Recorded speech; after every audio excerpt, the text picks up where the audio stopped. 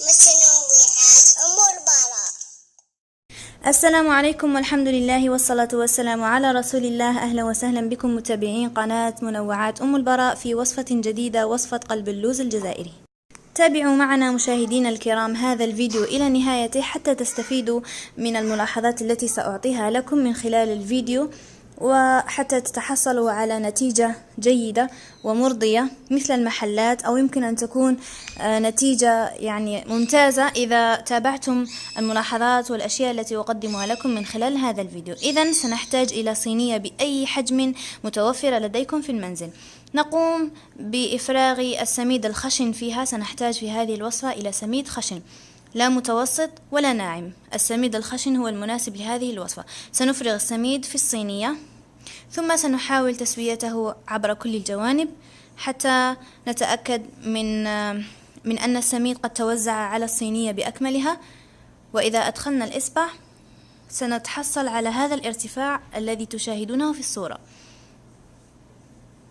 ثم سنقوم بإحضار أي شيء يمكننا أن نقيس به، كوب مثلا أو فنجان، ونقسم السميد الذي تحصلنا عليه في الصينية إلى 3 مقاييس.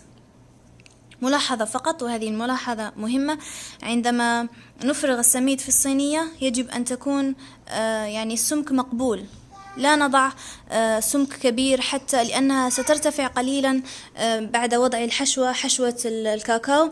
وأيضا عندما سنفرغ عليها المكونات الأخرى مثل كالماء وماء الزهر سترتفع كمية الخليط وتكون أسمك في النهاية. لذلك يجب أن نختار، يجب أن تكون بسمك مقبول حتى إذا زاد ارتفاعها تكون جيدة. إذن كما تلاحظون أحضرت كوب كما تشاهدون، وقمت بوضع خط صغير بالسكين حتى أحفظ المعيار الذي سأقيس به باقي المكونات. قمت بقياس 3 أكواب من السميد الذي تحصلنا عليه بنفس المقياس.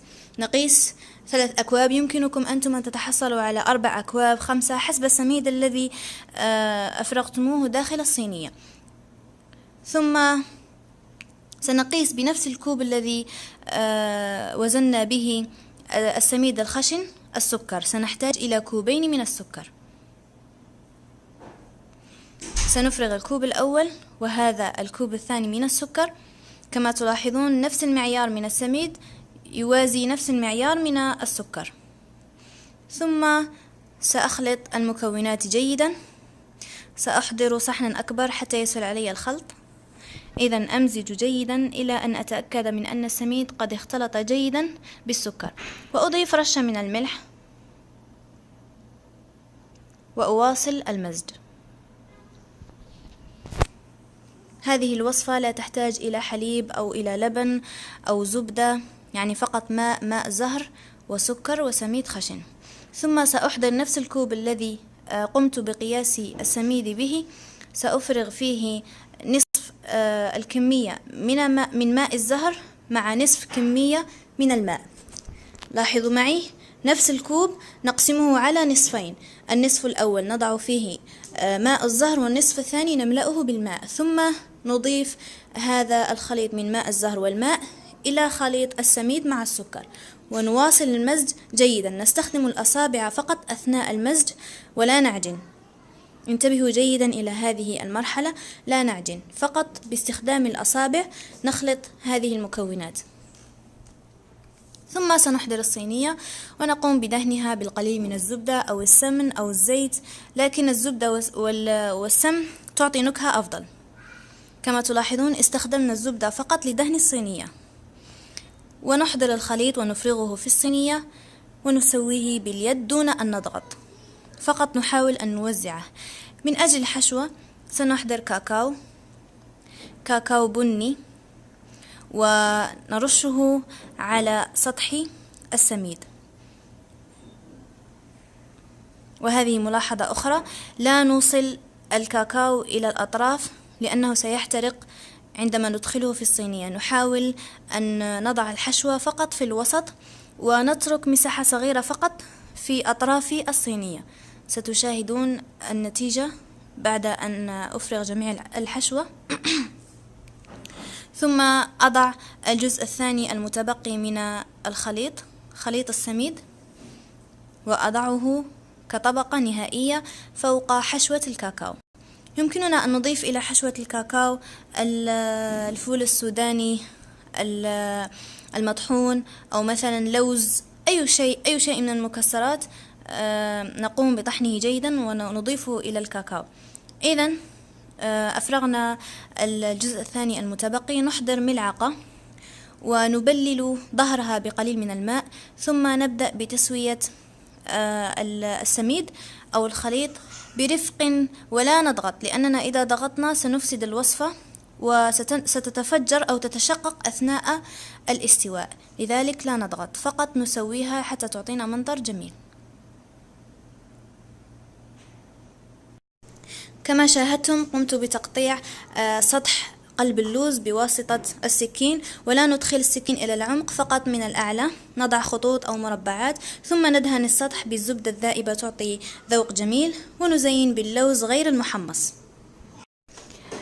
سنقوم الآن بتجهيز القطر، نحتاجه ليكون باردا في نهاية الوصفة، وقلب اللوز تكون ساخنة حتى تتشرب القطر جيدا. سنحتاج إلى كأس من ماء الزهر وكأس من السكر و3 كؤوس من الماء، نخلطهما معا ونتركها لتغلي لمدة 5 دقائق فقط، لا أكثر ولا أقل، ثم نتركه ليبرد. إذا كانت الصينية عندكم أكبر من الصينية التي أستخدمها، فحاولوا دائما مضاعفة المقادير المذكورة في القطر حتى تتحصلوا على قلب اللوز يعني مشربة جيدا وهشة وطرية مثل التي تباع في المحلات. إذا استوت معنا قلب اللوز على درجة حرارة 160 أو 180 على الأكثر. سنتركها لتتحمر جيدا، لأننا عندما نفرغ القطر ستقل درجة الإحمرار.